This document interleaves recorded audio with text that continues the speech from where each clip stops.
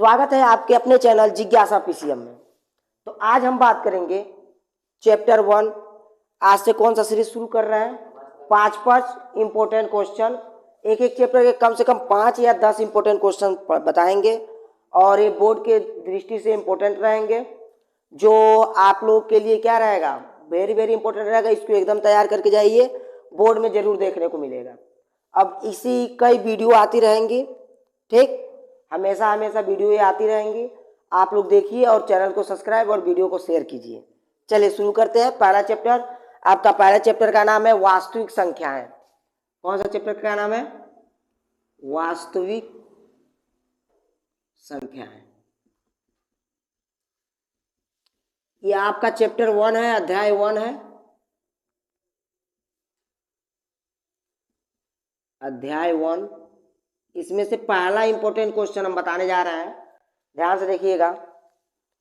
सबसे पहला important question जो बोर्ड में जरूर आता है, इस प्रकार के क्वेश्चन ये देखते हैं।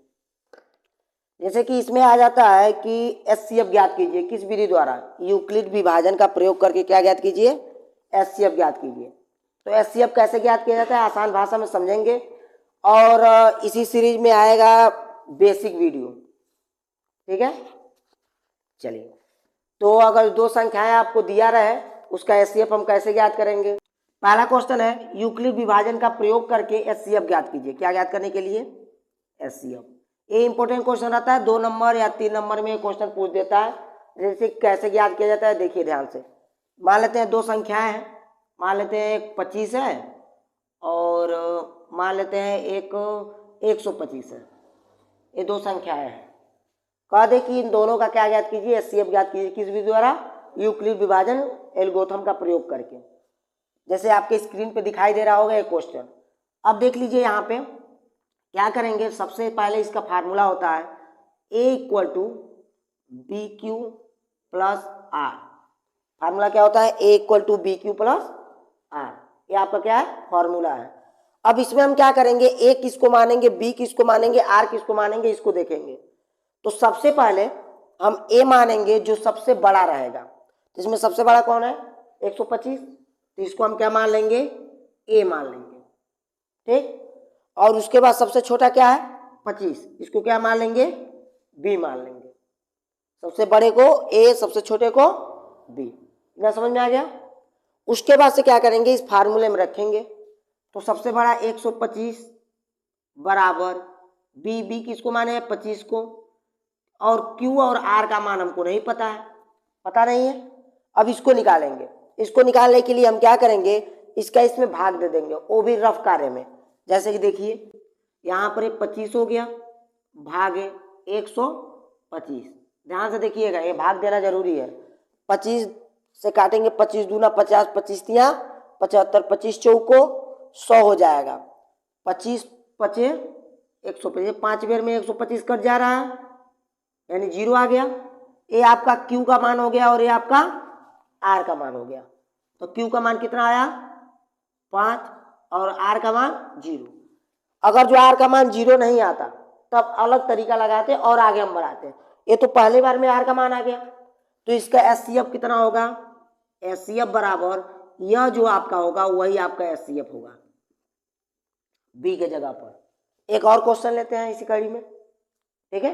135 दे दे और 225 दे दे, ठीक। तो सबसे बड़े वाले को क्या मानेंगे? ए, और छोटे वाले को बी।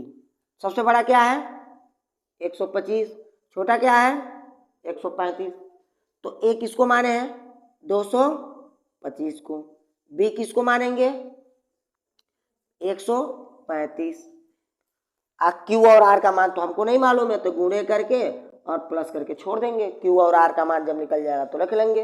अब Q और R का मान कैसे निकलेगा? ध्यान से देखिएगा, इसका इसमें क्या करेंगे? भाग करेंगे। क्या हो जाएगा? 225 में किसका भाग करेंगे? 135 का। कितना बार में जाएगा? एक बार में जाएगा, 2 बार में तो अधिक हो जाएगा, तो एक बार में ले जाएंगे 135। 5 में से 5 जाएगा 0, 12 में से 3 जाएगा तो 9 3 12, ये तो कैंसिल हो जाएगा, तो 90 आ गया। अब इससे भाग जाएगा, नहीं जाएगा तो यहीं पर छोड़ देंगे, इससे सफल हो गया। भाग जाता तो और आगे तक भाग लेकर जाते हैं, नहीं जा रहा है तो ये आर का मान हो गया और ये क्यू का मान हो गया।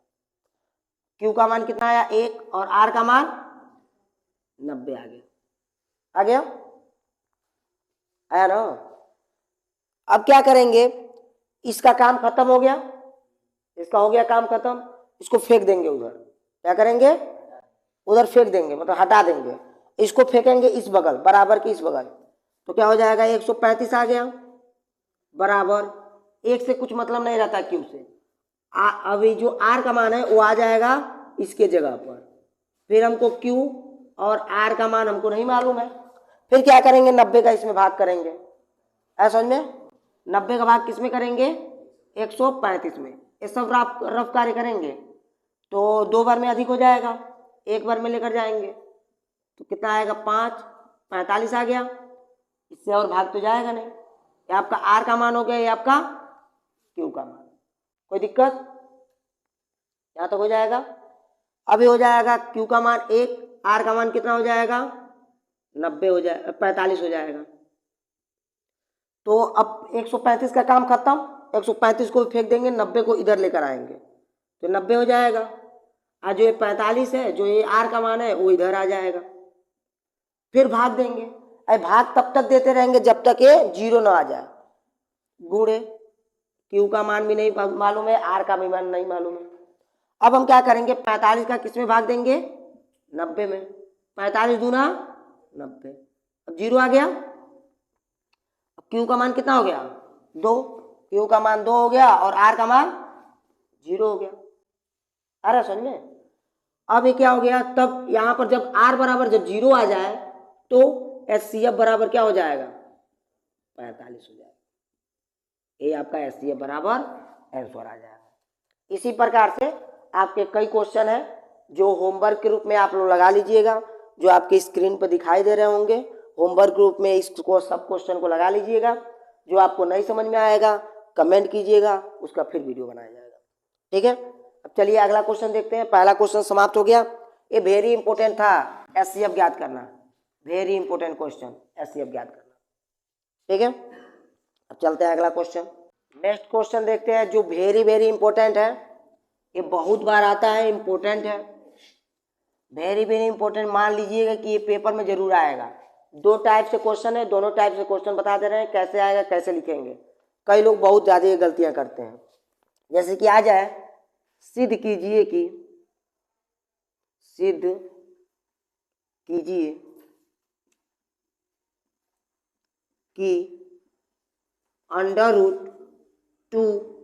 एक अपरिमेय संख्या है, अपरिमेय संख्या है। ठीक, ये बहुत बार आ जाता है क्वेश्चन में, सिद्ध कीजिए कि √2 एक अपरिमेय संख्या है। इस सीरीज में आपको √2 भी आ सकता है, √3 भी आ सकता है, √5 भी आ सकता है, √7 भी आ सकता है। √2 के जगह पर अगर जो एक तरीका आप सीख जाएंगे तो सब तरीका इस पर हो जाएगा। ठीक है, जैसे कि मान लेते हैं आ जाता है √3 भी, √7, आ जाएगा 11, इस तरह करके भी √5 भी आ जाएगा। इस तरह करके सब क्वेश्चन आ सकते हैं आपके बोर्ड में। इसमें से कोई एक देखने को मिलेगा, तरीका सेम रहेगा, बस जहाँ जहाँ √2 रहेगा वहाँ वहाँ ये संख्या रह जाएंगी। देखिए सबसे पहले कह रहा है कि सिद्ध कीजिए कि ये अपरिमेय संख्या है, तो सबसे पहले इसको मान लेंगे कि माना ये परिमेय संख्या है। बार बार ये लोग गलती करते हैं, क्यों मानेंगे, अब इसको झूठा साबित करेंगे कि नहीं तुम परिमेय संख्या नहीं हो, अपरिमेय ही हो, अपने ही बात को। तो पहले मानेंगे माना, लिखने का सेम तरीका यही होना चाहिए। माना √2 एक कौन सा परिमेय संख्या है, परिमेय संख्या है। जब ये परिमेय संख्या है तो इसे p/q के रूप में लिख सकते हैं। तो p/q के रूप में कैसे लिखेंगे, √2 बराबर p/q। ठीक है, a/b भी लिख सकते हैं, p/q भी लिख सकते हैं। आइए कई लोग छोड़ देते हैं, यह लिखना जरूरी है, जहां p तथा q सअभाज्य संख्या है, अभाज्य संख्या है। क्यों सअभाज्य संख्या है? क्योंकि यह इसका केवल एक ही गुणनखंड हो सकता है, मतलब ये एक दूसरे को काट नहीं सकते हैं। ठीक है, इसका अगर गुणनखंड करें, इसका गुणनखंड करें तो दोनों में मेल नहीं होगा, या कह सकते हैं कि इन दोनों का एचसीएफ एक ही होगा। ठीक, वह दो संख्या है जिसका एचसीएफ निकालने पर एक आता हो, वो क्या कहलाएंगी? सअभाज्य संख्याएं होती हैं। ठीक, खुद से ही। अब यहाँ पर लिखेंगे Q नॉट इक्वल टू 0, ये अभी लिखना जरूरी है, इतना चीज तो सबको जरूरी है। क्या करते हैं सभी लोग, ये लिखते ही नहीं है, सिर्फ ये लिखकर आगे बढ़ जाते हैं। अब देखिएगा, लिखेंगे दोनों पक्षों का वर्ग करने पर, दोनों पक्षों का वर्ग करने पर, दोनों पक्षों क्या करेंगे? वर्ग करेंगे। यहां से शुरू कर देते हैं सभी लोग, लेकिन वो नहीं लिखते हैं। अब दोनों पक्षों का वर्ग करेंगे तो √2 का वर्ग बराबर P बटे Q का वर्ग। यहां पर हो जाएगा 2 का वर्ग कितना हो जाएगा? 2, और P का वर्ग बटे Q का वर्ग।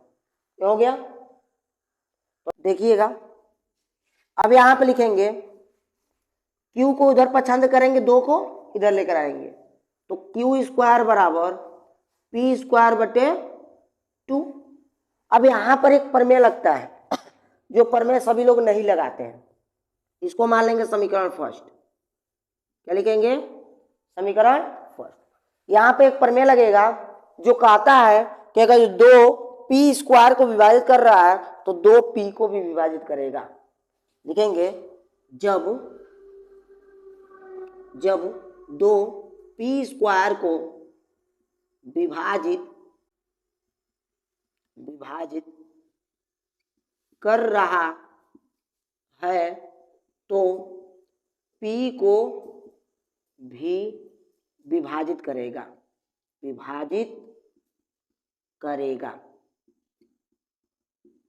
ठीक है? P को भी क्या करेगा? विभाजित करेगा। लिखेंगे माना जो P² को विभाजित कर रहा है, तो माना P को जो 2 है वो C बार में विभाजित कर रहा है। P को जो 2 है वो कितने बार में विभाजित कर रहा है? C बार में। A B C कुछ भी लिख सकते हैं, ठीक है? तो P को 2 C बार में विभाजित कर रहा है। अब P का मान समीकरण 1 में रखेंगे। किसमें? समीकरण 1 में। तो लिखेंगे P का मान समीकरण 1 में रखने पर, समीकरण 1 में रखेंगे। तो अब समीकरण 1 में जब रखेंगे, यहां पर लिख दे रहे हैं, ठीक है? देखिएगा इधर आ रहा है कि नहीं। मान समीकरण 1 में रखने पर, तो जब P का मान समीकरण 1 में रखेंगे तो समीकरण 1 क्या है? यही है, Q² बराबर P का मान कितना है? 2C बटे 2, तो 2C का स्क्वायर हो जाएगा। ठीक, जब 2C का स्क्वायर होगा तो हो जाएगा Q² बराबर 2C का स्क्वायर मतलब 4C² बटे 2। 2 से कितना बार कटेगा? 2 बार में कट जाएगा। और जब ये 2 बार में कटेगा तो यहाँ पे लिख दे रहे हैं Q² बराबर कितना हो जाएगा? 2C² हो जाएगा। कितना हो जाएगा? 2C²। 2 इधर गुणे में इधर आएगा तो भाग में, तो Q² बराबर बट्टे 2C²। इसको मान लेंगे क्या? समीकरण सेकंड मान लेंगे। ठीक है, ये आपका समीकरण फर्स्ट हो गया है, समीकरण सेकंड हो गया। अब यहाँ पे देखेंगे कि 2 को P² को भी 2 विभाजित कर रहा है, 2 जो है Q² को विभाजित कर रहा है। देखो 2 Q को भी काट देगा, 2 P को भी काट देगा, तो कहाँ सअभाज्य संख्या हुआ? सअभाज्य संख्या तो हुआ नहीं। तो हम लिख सकते हैं, यहाँ पर हम ऊपर मिटा दे रहे हैं, आप लोग नोट कर लीजिएगा वीडियो को रोककर, या आप लोग भी नोट कर लीजिएगा, ऊपर वाला ही मिटा दे रहे हैं। यहाँ आप देखेंगे समीकरण 1 और 2, लिखेंगे समीकरण 1 व 2 से स्पष्ट है कि Q तथा P दोनों को 2 से विभाज्य है। विभाज्य है, दोनों दो से क्या है, विभाज्य है। अतः P तथा Q सअभाज्य संख्या नहीं है, सअभाज्य संख्या नहीं है। जब ये सअभाज्य संख्या नहीं है तब क्या होगा, अतः यह परिमेय संख्या भी नहीं है। अतः यह परिमेय संख्या नहीं है। जब परिमेय संख्या नहीं है तो अपरिमेय संख्या है, सिंपल। इतना ही लिख देंगे तो आपको क्या मिल जाएगा, 2 से 3 नंबर का आएगा। 3 नंबर का तो आ सकता है, या 2 नंबर या 3 नंबर का ये क्वेश्चन आ सकता है। इसी प्रकार हम होमवर्क में लिख दे रहे हैं, आप लोग होमवर्क में भी वो कर लीजिएगा, करके आइएगा। जो ऑफलाइन है वो भी, जो ऑनलाइन है वो भी। ऑनलाइन वाले होमवर्क करके क्या कीजिएगा, कमेंट कीजिएगा होमवर्क कर लिए हैं और हो गया है। ऑफलाइन वाले तो चेक कराइएगा। जैसे √3 का निकाल लीजिएगा, √7, √5, कितना होगा 11, इतना करके अगर प्रैक्टिस कर लेंगे बार बार लगाकर तो क्या हो जाएगा, आपका आ जाएगा। बस √3 यहाँ पर आएगा, 3 का स्क्वायर 3 हो जाएगा, 3 इधर विभाजित करेगा, बस यही थोड़ा अंतर है। ठीक है, नेक्स्ट क्वेश्चन देखिए आपका। एक और है, यह तो इम्पोर्टेंट है, ये है। एक और है जो इम्पोर्टेंट है, जो आ जाता है पेपर में, अगर जो कुछ भी आ जाए, भाग गुणा जोड़ घटाना कुछ में भी, तो उसको कैसे लिखेंगे। इसी सीरीज में है ये, अभी आ जाता है बोर्ड में। मान लेते हैं ऐसे आ जाए, इस सिद्ध कीजिए, अब ध्यान से इसको देखिएगा। आ जाता है सिद्ध कीजिए कि, सिद्ध कीजिए कि 3 + 2√5 एक क्या है, अपरिमेय संख्या। 2√5 एक अपरिमेय संख्या है, अपरिमेय संख्या है। ये आपका दे सकता है। क्या करना है, सिद्ध कीजिए कि 3 + 2√5 एक अपरिमेय संख्या है। इस प्रकार का क्वेश्चन आएगा तो सबसे पहले तो वही विधि अपनाएंगे, लिखेंगे माना 3 + 2√5 एक परिमेय संख्या है। कौन संख्या है, परिमेय संख्या है। लिख लेंगे। और जब परिमेय संख्या तो इसको P/Q के रूप में लिख सकते हैं, इसको P/Q के रूप में लिख सकते हैं। और लिख सकते हैं जहां, वही बात, जहां P तथा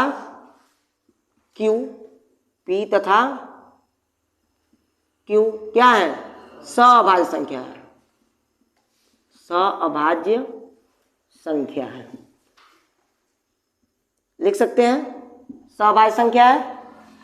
ठीक, लिखेंगे फिर Q ≠ = 0, कोई दिक्कत। अब यहां पर हम क्या करेंगे, थोड़ा सा उससे छोटा में लगेगा। अब यहां पर जो भी √3, √2, √5 बचे रहेगा उसको यहीं पे छोड़ देंगे, बाकी सबको उधर पक्षांतर करते जाएंगे। जैसे ये हो गया, 3 है इधर प्लस में उधर जाएगा तो 2√5 बराबर P/Q -3 हो जाएगा। अब इधर 2 इधर गुणे में इधर आएगा तो यहाँ पर √5 बराबर P/Q -3। अब इधर भाग में आया तो इसके भाग में भी हो गया और इसके भी भाग में हो गया।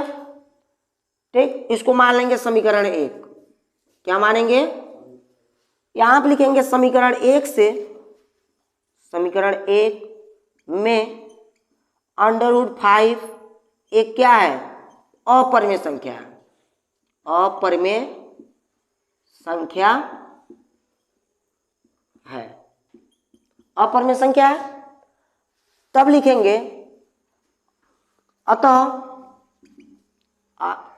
P/2Q -3/2 भी अपरिमेय संख्या के बराबर है, अपरिमेय संख्या के बराबर है, अपर में संख्या के बराबर है कि नहीं है। √5 एक अपर में संख्या है, उसके बराबर यही है, तो p/2³ माइनस 3/2 भी क्या है, अपर में संख्या के बराबर है। तब 3 + 2√5 भी अपरिमेय संख्या होगा, अपरिमेय संख्या होगा। तो ये तो बहुत छोटा है, आएगा तो 2 नंबर में आएगा, और वो आएगा तो कितना 3 नंबर से 4 नंबर में आ सकता है। तो इतना आप क्या कर लीजिएगा, लिख लीजिएगा।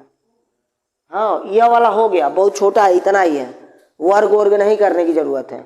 उसमें क्या करना पड़ता था, वर्ग कीजिए फिर उसको इथी कीजिए, है समझ में।